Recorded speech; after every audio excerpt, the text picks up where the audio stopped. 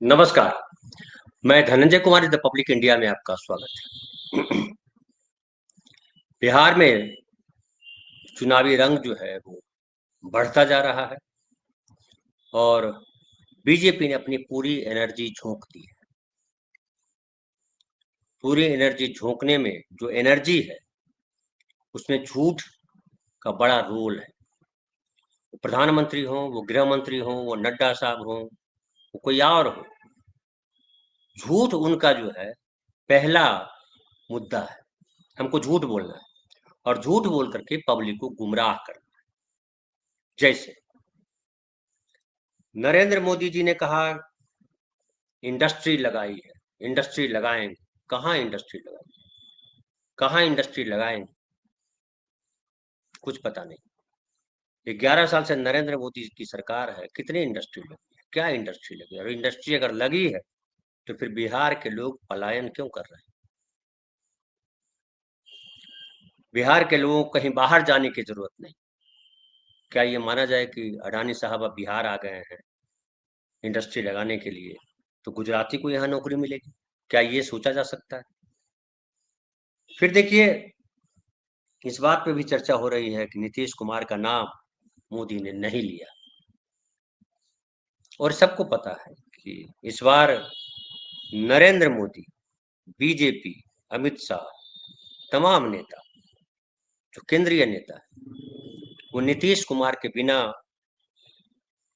सरकार बनाने की कवायद में लगे हुए हैं। इसलिए उन्होंने पूरी एनर्जी झोंक दी है और नीतीश कुमार के नाम को तो आगे कर रहे हैं, लेकिन नीतीश कुमार जिन मुद्दों को लेकर के बात करते हैं, जो उन्होंने काम किया नीतीश कुमार ने, उसकी चर्चा नहीं करते हैं। अब अमित शाह जी जो भाषण दे रहे हैं उसमें क्या कह रहे हैं? अमित शाह जी ने कहा कि एक जगह बोलते हुए कि जब लालू सोनिया की सरकार थी तब आतंकवादियों को बिरयानी खिलाई जाती थी। मोदी सरकार में आतंकियों को घर में घुसकर जवाब दिया जाता है। अब देखिए इसमें क्या झूठ है, मैं आपके सामने रखूं। ये कसाब के बारे में बात हुई थी। तो कसाब जो पकड़ा गया था, जो बॉम्बे में अटैक हुआ था, आतंकवादी हमला हुआ था, तब लालू की सरकार हालांकि बिहार में नहीं थी, तब यूपीए की सरकार केंद्र में जरूर थी, लेकिन बिहार में लालू जी की सरकार नहीं थी, बिहार में नीतीश कुमार की सरकार थी। फिर जो कसाब को बिरयानी खिलाने की बात जिस वकील ने की थी, उज्जवल निकम, उन्होंने ही कहा था कि कसाब बिरयानी मांग रहा है, उसको बिरयानी दी जा रही है। पिछले साल 2024 में उन्होंने मुंबई से लोकसभा सीट के लिए चुनाव लड़ा और बीजेपी ने ही टिकट दिया था। तब उज्जवल निकम ने कहा था कि हमने वो झूठ बोला था, ऐसी कोई बात नहीं हुई थी। लेकिन अमित शाह जी को शायद वो बात याद न हो, उज्जवल निकम ने जो कही थी। लेकिन सच यही था कि बिरयानी खिलाने वाली बात झूठी थी, अफवाह थी। अमित शाह गृह मंत्री हैं, बहुत जिम्मेदार पद पर। जिस व्यक्ति ने कहा था बिरयानी खिलाने की बात की थी, उस व्यक्ति ने भी खंडन किया इस बात का कि हमने मजाक में कहा था। उनकी पार्टी ने उनको टिकट दिया, उज्जवल निकम। ऐसा नहीं किसी दूसरी पार्टी का व्यक्ति था, वो कांग्रेसी व्यक्ति था, वो उज्जवल निकम उस समय सरकारी वकील था, लेकिन वो बीजेपी का आदमी साबित हुआ। फिर देखिए, नड्डा साहब हैं, अध्यक्ष हैं, स्वास्थ्य मंत्री हैं। उन्होंने कहा कि बिहार में दो साहिबजादे घुसपैठियों के आधार पर सरकार बनाने चले थे। मैं सभी बिहार वासियों से आग्रह करता हूं कि बाहरी घुसपैठियों के सहारे सरकार बनाने वाले को इस विधानसभा चुनाव में करारा जवाब देना है। कितने घुसपैठिए पकड़े? नड्डा साहब को जवाब देना था कि घुसपैठिए के सहारे अगर सरकार बनाना चाहते हैं तेजस्वी और राहुल, हमने उन घुसपैठियों को पकड़ा, ये कहते कितने घुसपैठिए पकड़ा? इस पर कोई चर्चा नहीं। एसआईआर करने वाला चुनाव आयोग ने कुछ नहीं बोला अब तक कि कितने घुसपैठिए पकड़े, कितने घुसपैठियों कितने लोगों पर घुसपैठिया होने का संदेह है। गृह मंत्री ने कुछ नहीं कहा, गृह मंत्रालय ने कुछ नहीं कहा। और नड्डा साहब जो झूठ बोलने के लिए फेमस, आपको याद है संसद में इन्होंने कहा था कि बिहार में कितने मेडिकल कॉलेज खुलवाए। वैसे ही शिवराज सिंह चौहान भाषण कर रहे हैं, किसानों के लिए क्या क्या बोल रहे हैं। किसानों के यहाँ खेतों में पानी है, कहाँ पानी है किसानों के लिए खेतों में भाई? कहाँ नहर बन गई? कहाँ सरकार ने सिंचाई की व्यवस्था की है? कुछ नहीं पता है, खाली झूठ बोलना है। और झूठ बोल करके, और केवल ये आम आदमी से झूठ नहीं बोल रहे हैं, ये नीतीश कुमार जो साथी इनके हैं उनसे भी झूठ बोल रहे हैं।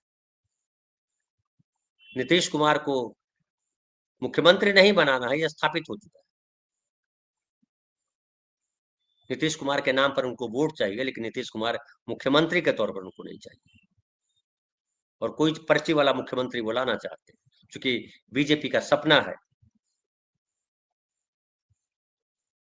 वाजपेयी जी का सपना था, मोदी जी का सपना है कि हमारे रहते बीजेपी ही एकमात्र हिंदी पट्टी का स्टेट है जहां उनकी सरकार नहीं बनी। बिहार में सरकार बना। बाकी देखिए, उत्तर प्रदेश है, उसके बाद छत्तीसगढ़ है, मध्य प्रदेश है, उत्तराखंड है, हिमाचल प्रदेश है, राजस्थान है, हरियाणा है, दिल्ली है, सब जगह उनकी सरकार है। केवल बिहार एक हिंदी ऐसा ऐसा हिंदी प्रदेश है जहां उनकी सरकार नहीं।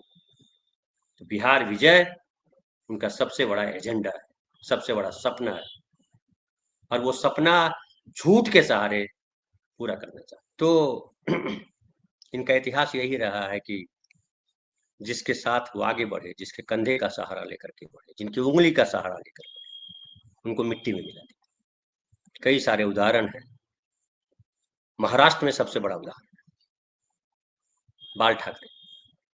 बाल ठाकरे की उंगली पकड़ करके बीजेपी आगे बढ़ी, और बाल ठाकरे की पूरी सल्तनत को बिखेर दिया, पूरी विरासत को खत्म कर दिया, एक तरह से समझिए। बिहार में नीतीश कुमार के साथ वही करने जा रही है बीजेपी। वो कर पाएगी नहीं कर पाएगी ये अलग सवाल है, अलग उसके परिणाम है, लेकिन बीजेपी ने इस बार कोई कोर कसर नहीं छोड़ा है नीतीश कुमार को खत्म करने का। आप सब जानते हैं, हम लोग बात कर चुके हैं इस पर कि किस तरह से, चाहे वो संजय झा हो, चाहे वो ललन सिंह हो, चाहे वो विजय चौधरी हो, चाहे अशोक चौधरी हो, सबको उन्होंने घेर रखा है। लेकिन क्या नीतीश कुमार ये नहीं समझ रहे हैं? ये भी एक बड़ा सवाल है। क्या नीतीश कुमार आसानी से सरेंडर कर देंगे? ये भी बड़ा सवाल है। क्या नीतीश कुमार को नया दांव चल रहे हैं? कई लोग कह रहे हैं कि नीतीश कुमार को किसी दांव के चलने की जरूरत नहीं है, क्योंकि इस बार एनडीए को बहुमत नहीं आएगा, नीतीश कुमार के मुख्यमंत्री बनने का सवाल ही नहीं पैदा होता है, क्योंकि इस बार सरकार आएगी, महागठबंधन की सरकार आएगी, तेजस्वी मुख्यमंत्री बनेंगे। अब तेजस्वी को मुख्यमंत्री बनाने को लेकर के कांग्रेस ने भी अपनी स्थिति स्पष्ट कर दी। अशोक गहलोत आए और उन्होंने बाकायदा प्रेस कॉन्फ्रेंस की और बताया कि तेजस्वी हमारे मुख्यमंत्री। लेकिन क्या नीतीश कुमार आसानी से सरेंडर कर देंगे? ये बड़ा सवाल है।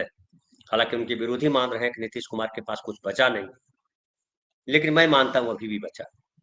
नीतीश कुमार अकेले नहीं है, उनके साथ उनके समर्थक हैं, जो वोटर हैं, और उन तमाम वोटरों में बीजेपी को लेकर के एक भय है। वो भय है ये कि बीजेपी अगर आती है तो सवर्णों का राज हो जाएगा। जो उत्तर प्रदेश में हो रहा है वो यहाँ भी हो जाएगा। और जो मैं बार बार कर रहा हूँ कि भीतरघात की जो स्थिति है वो है। हालांकि एक मंच पर नीतीश कुमार के पैर छूने के लिए आए चिराग पासवान, लेकिन बताया जाता है कि इस बार चिराग पासवान की स्थिति भी अच्छी नहीं है। मांझी जी, उपेंद्र कुशवाहा जी अपने आप लड़ाई लड़ रहे हैं। बीजेपी ने पूरा जोर लगाया है कि किस तरह से उसके 101 जो उम्मीदवार हैं, और दूसरी पार्टियों में जो उम्मीदवार खड़े हैं, चाहे वो चिराग पासवान की पार्टी हो चाहे कहीं और हो, किस तरह से ज्यादा उम्मीदवार हमारे विधायक चुन करके आए। ये बीजेपी की कोशिश है। बीजेपी की अभी भी कोशिश है कि नीतीश कुमार की सीटें कम से कम आए, इसलिए नीतीश कुमार की प्रतिष्ठा से लगातार बीजेपी खिलवाड़ कर रही है।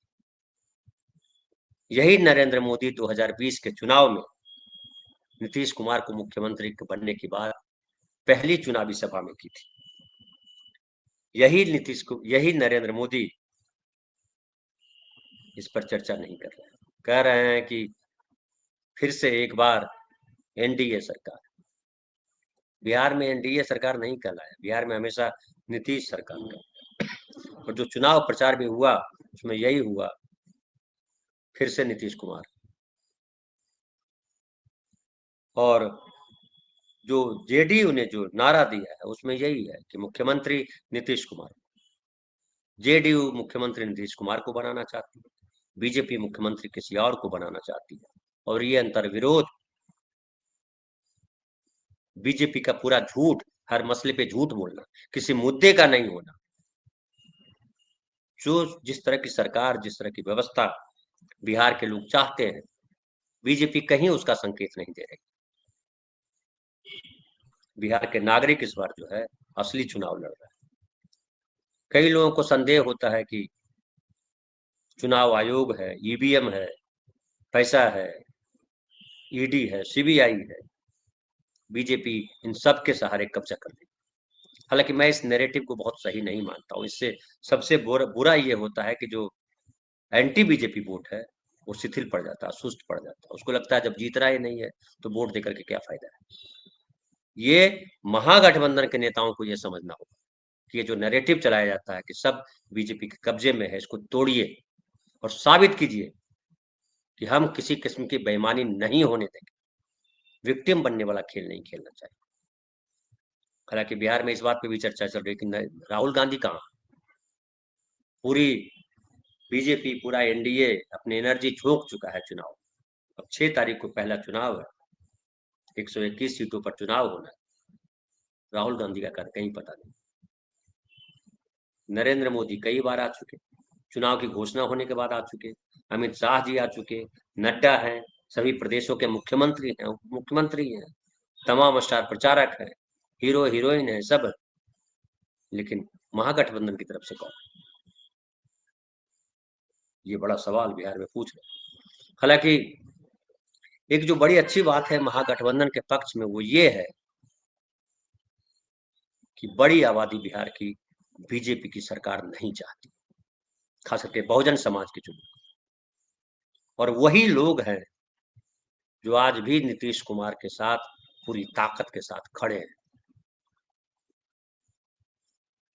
2020 में उनको 15.7% वोट मिले थे नीतीश कुमार को। 15%, 15.7 मतलब 16% वोट अभी भी नीतीश कुमार के पास है। और कहा जा रहा है कि इस बार सीटें उनकी बढ़ेंगी, बीजेपी की सीटें कम होंगी। अब मुझे लगता है कि महागठबंधन को पूरी मजबूती के साथ बीजेपी का जो झूठ है, जो नकली एजेंडा है, नकली मुद्दा है, उसका पर्दाफाश करना चाहिए। जैसे घुसपैठिया का जो इशू गढ़ा,